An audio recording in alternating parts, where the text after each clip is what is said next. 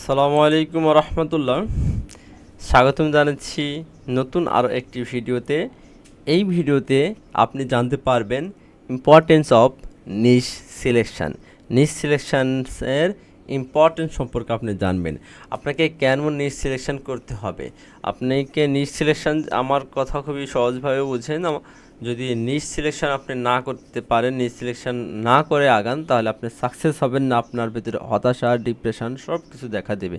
তো নিশ সিলেকশন কেন গুরুত্বপূর্ণ, এর জন্য আমি আপনার জন্য 5টা থেকে 8টার মতো আপনার পয়েন্ট আপনার সাথে শেয়ার করব।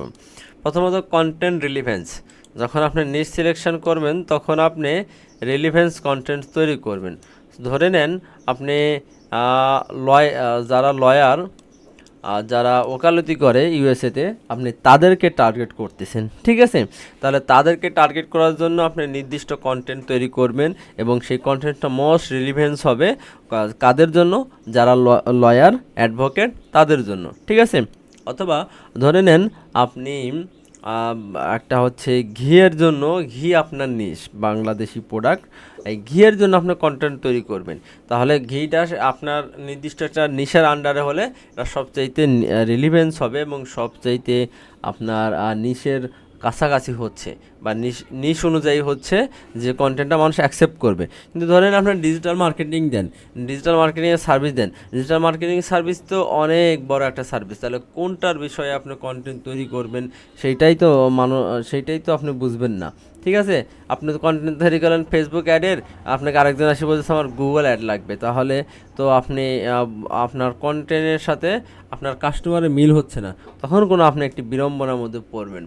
এই কারণে আপনার যখন নিশ সিলেকশন হবে তখন আপনি রিলিভেন্স কন্টেন্ট তৈরি করতে পারবেন, এই কন্টেন্ট রিলিভেন্সগুলো থাকবে, ঠিক আছে? এরপরে দেখেন রিস্ক মিটিগেশন। রিস্ক মিটিগেশন যখন আপনি নিশ রিসার্চটা করে ফেলবেন, ঠিক আছে? তার মানে নিশ রিসার্চের গুরুত্ব কেন বেশি? কারণ এখানে আপনার যে রিস্ক মিটিগেশন রয়েছে, এই রিস্ক মিটিগেশনটা এটা কমাবে। দেখেন এখানে সুন্দরভাবে বলা হয়েছে, while a broad market may experience fluctuation, well defined niche can remain stable even thrive and the certain condition.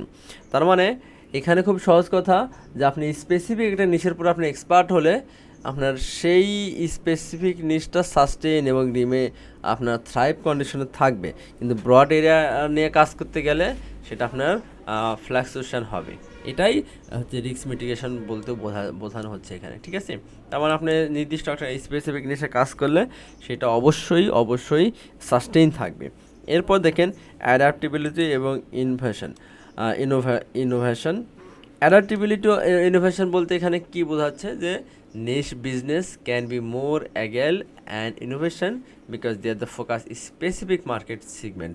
তার মানে আপনি নির্দিষ্ট একটি এরিয়াকে নিয়ে যখন কাজ করবেন তখন তাদের প্রবলেম, তাদের নতুন একটা সমস্যা হয়েছে বা নতুন মার্কেটে আপডেট, সেই জিনিসগুলো সম্পর্কে আপনি অবগত থাকবেন এবং আপনি কুইকলি তাদের সাথে অ্যাডাপ্ট হয়ে যেতে পারবেন এবং তাদেরকে আপনি হচ্ছে যে কী করতে পারবেন, তাদের অ্যাটেনশনটাকে গ্র্যাব করতে পারবেন।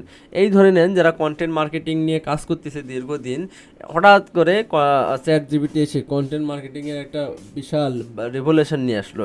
বিশাল রেভলিউশন নিয়ে আসার কারণে তারা এটার সাথে এখন সবাই অ্যাডাপ্ট হয়ে গেছে, ঠিক আছে না?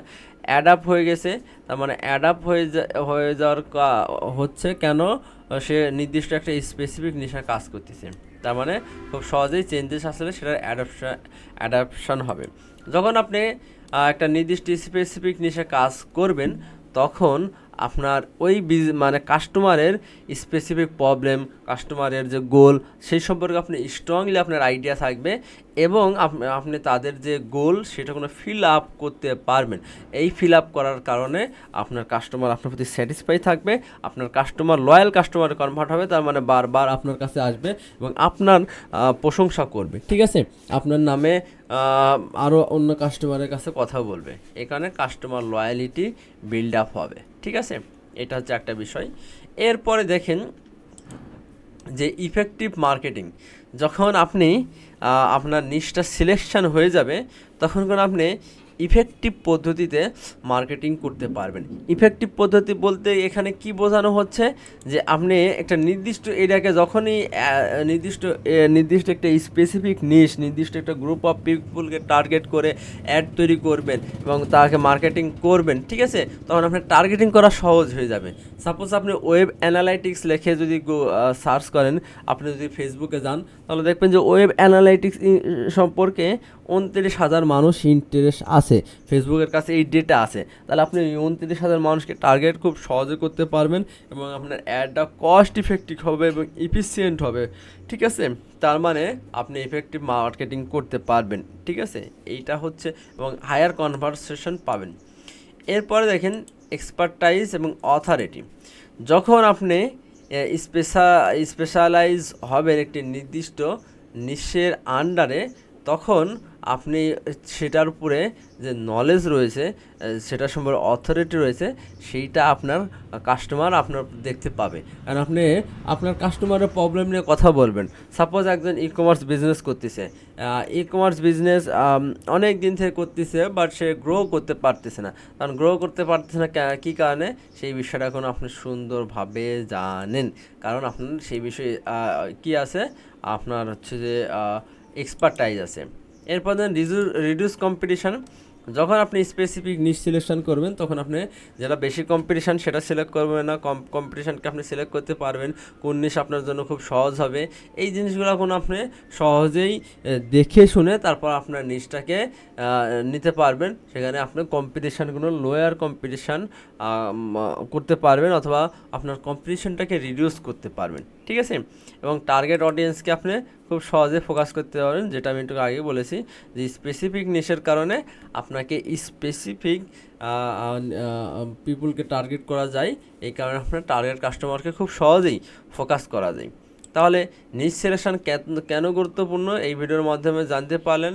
Content relevance, risk mitigation, adaptability এবং innovation, customer loyalty, effective marketing, expertise, authority, reduce competition, target audience focus, এই সবগুলো নিশ সিলেকশনে গুরুত্বপূর্ণ। আপনি যদি নিশ সিলেকশন না করেন, তাহলে এতগুলো জিনিসের গুরুত্ব আপনি মিস করতেছেন। তার মানে আপনি সাকসেস হতে পারবেন না, বা সাকসেস হওয়া আপনার জন্য সো ডিফিকাল্ট হয়ে যাবে। এই কারণে আমি আপনাকে বলবো যে এতগুলো বিষয়ের পুরো ফোকাস যদি আপনি দেন, তাহলে আপনাকে অবশ্যই নিশ সিলেকশন করে আসতে হবে। তো নিশ সিলেকশন কীভাবে করব, এর সামনের ভিডিওতে আমরা ইনশাল্লাহ আস্তে আস্তে এই সমস্ত বিষয় জেনে যাবো ইনশাল্লাহ। সবাই ভালো থাকবেন, নিজের যত্ন নেবেন। এই ভিডিওটি এই পর্যন্তই। আসসালামু আলাইকুম রহমতুল্লাহ।